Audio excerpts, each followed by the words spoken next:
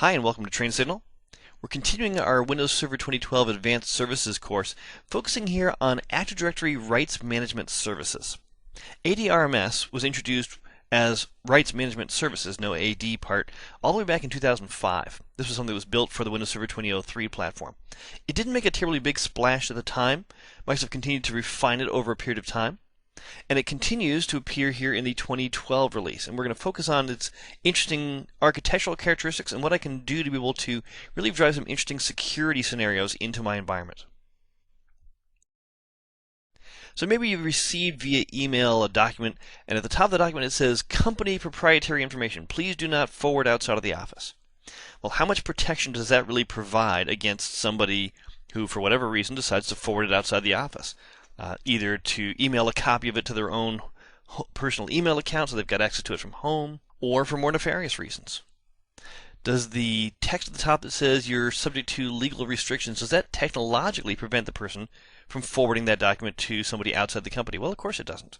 If I put something at the top of a memo that says this is pre-release information only, don't trust any of this data past a certain date, does that obligate someone to not pay any attention to it past that date? Well, no, of course not. It's up to that person to interpret that information themselves and choose what to do with that info. Likewise with documents marked confidential, or please don't print out a hard copy of this. Please leave this in electronic form only. Things of that sort. What we're going to see is that Active Directory Rights Management Services provides us with a way to be able to do all of those things through a technologically driven process. I want to be able to set up a scenario such that a user who receives a document that says do not print on it can't print it. They're technologically prevented. That if they want to forward it to somebody outside the office, that the person who receives it is unable to read that document because it was intended for its intended recipients only. So how do we accomplish that? What we're going to do is we're going to roll out an Active Directory Rights Management Services cluster. Now, don't let the technical terminology of the rights management environment confuse you. To say that we have a rights management cluster does not mean a failover cluster. It doesn't mean a network load balancing cluster. It just means the set of servers that work together in one installation of ADRMS. You could have just a single server, and that server implements your ADRMS cluster. So don't think of it as multiple servers. Just think of it as an ADRMS environment. I'll use the term cluster from time to time because that's the correct technical term for it. But don't let the terminology confuse you. The challenging part of using ADRMS is understanding all of what's happening underneath the hood. Because there's a whole lot of digital certificate-driven encryption and communication that enables all the various different kinds of scenarios that occur in an ADRMS interaction. So what I want to do is take a moment to break down for you this list of certificates and how they get used. At the root of it all is an Active Directory Rights Management Services machine certificate. Machine certificates are assigned to every computer involved in this arrangement. So it means the RMS server itself. It also means all the client computers that are creating and consuming rights-protected content. The machine certificate is used to implement a kind of a security lockbox on each individual computer. Beyond that, the RMS server itself is secured using a self-signed certificate called an SLC, a Server Licensor Certificate. The SLC is used to sign the certificates that the RMS server issues to other users in our environment, that being accomplished through a pair of related certificates, an RAC, Rights Account Certificate, and a CLC, Client Licensor Certificate. The RAC is about identification. It's about allowing a user in the RMS environment to be able to prove their existence to the server or to others. The CLC, Client Licensor Certificate, is a certificate that a user uses when producing rights-protected content for someone else to be able to read. The combination of interaction of those certificates are used to create two other important pieces of information. Something called a publishing license, which describes the way in which somebody can use a rights-protected document, and an end-use license, which is supplied to a user who wants to be able to read a rights-protected document and conveys to that user the permission to read a document and use it in certain ways. So how do all of those hang together?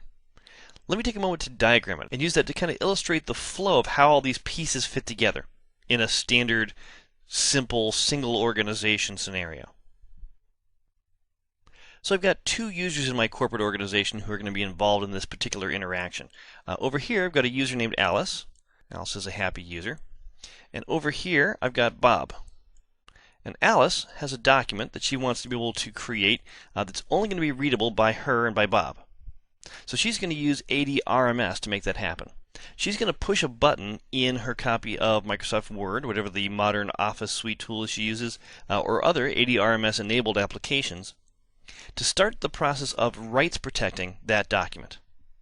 So that's going to trigger a whole series of interactions with the ADRMS server, because in this case, Alice hasn't used ADRMS before, but she's been asked to use that for this particularly secure communication. So the ADRMS server is here, and when Alice attempts to rights protect her document, she's going to start getting information from the server. The server is going to supply to Alice a copy of the SLC, Server Licensor Certificate. The SLC is a digital certificate-driven description of the RMS server itself. As per the behavior of a normal digital certificate, it binds an identity, the identity of the server, to a public key. So there's a public key that describes the RMS server in the SLC. The server, of course, retains the private key associated with that public key. So Alice has the public key of the RMS server, is all that really is essentially saying. The server is also going to supply to Alice a rights account certificate and a client licensor certificate, an RAC and a CLC. And again, the RAC is all about proving your identity to the server. The CLC is about creating encrypted content that only appropriate people are going to be able to use. We'll see the CLC becomes a very important part of the next part of this interaction. So Alice has a file of content that needs to be protected. So she's going to use a classical technique called using a symmetric key. That is a 128-bit piece of data. Being it's a symmetric key, that means I can use it to both encrypt and decrypt the same data. Symmetric keys are like the door to your house. You go out the door, you lock the door, you come back at the end of the day, you unlock the door with the same key.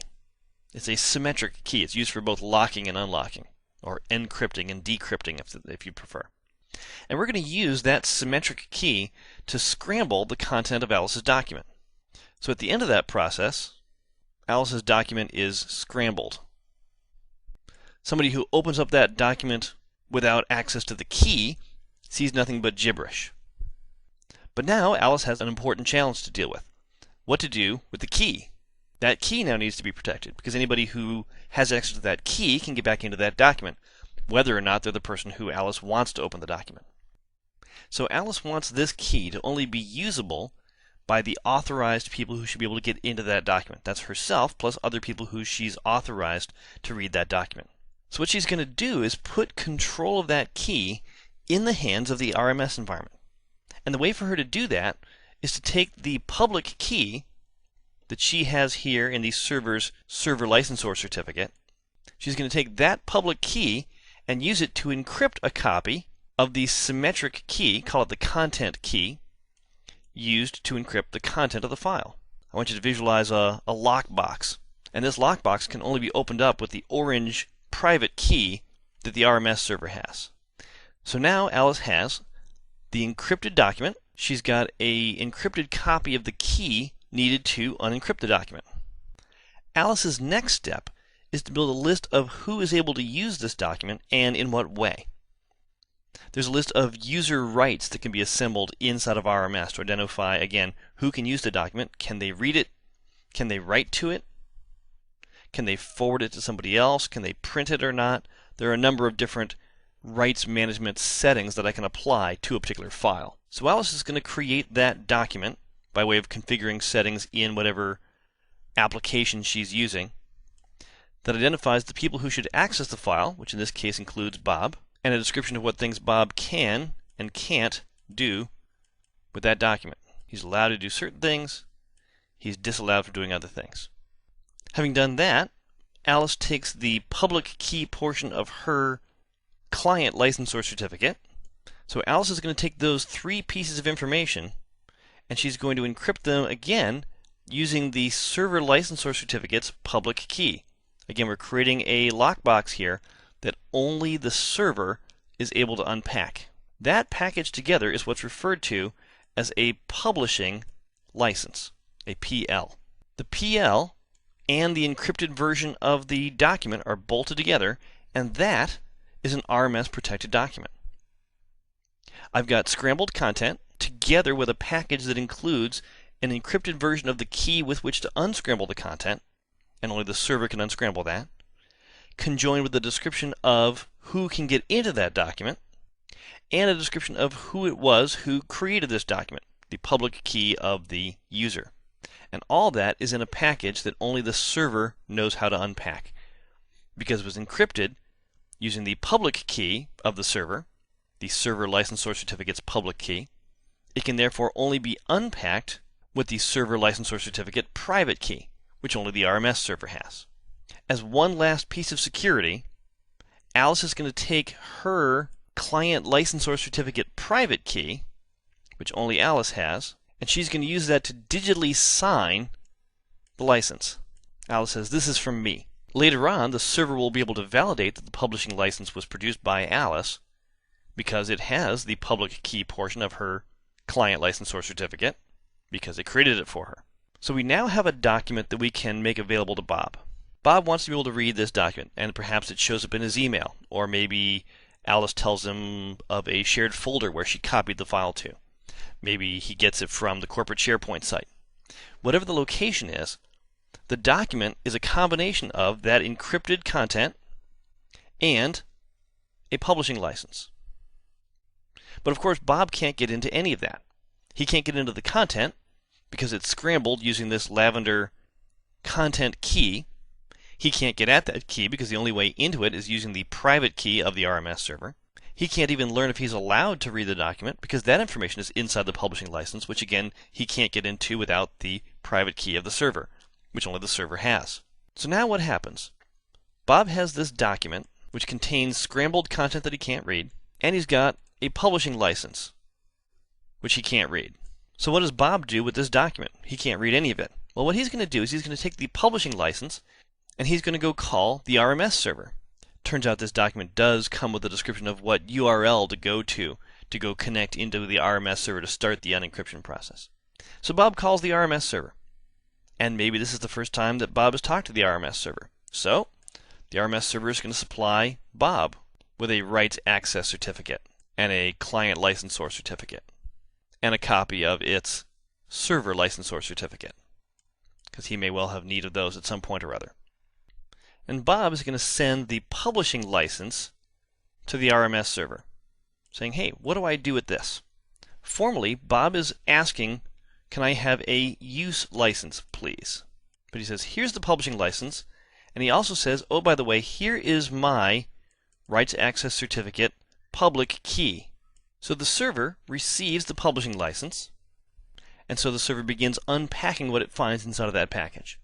It can do that because the publishing license was encrypted using the public key of the server. The server has the private key for the server and can use that to unlock this lockbox of information. When it does, it finds a number of useful things. It finds the list of user rights that defines who's allowed to use this document. It looks inside of there and finds that there's a user named Bob described in that location, and that Bob is allowed to do certain things. He's denied the ability to do certain other things. The RMS server checks to see who's making the request for the use license, finds that it's Bob. Bob is somebody who's in the list of user rights, so the RMS server is going to move forward with being able to supply this data to Bob. If Bob was not in that list of user rights, we'd stop right there, and Bob would not be able to get access to the document. He would get an access denied message when trying to open up that document. So in this case, Bob is in the list of authorized users, so we're going to start the process of giving Bob access to that content with the level of control defined by Alice. But how do we do that? Bob's got an encrypted version of the document, encrypted by this purple key that lives inside of this orange lockbox inside of the publishing license. The only way for Bob to get at that content is for him to have a copy of that purple key. Well, we've supplied the publishing license to the server. Note interestingly that we don't supply the actual encrypted content of the file to the server. The server never actually gets to see the content of this interesting file that we're fiddling with.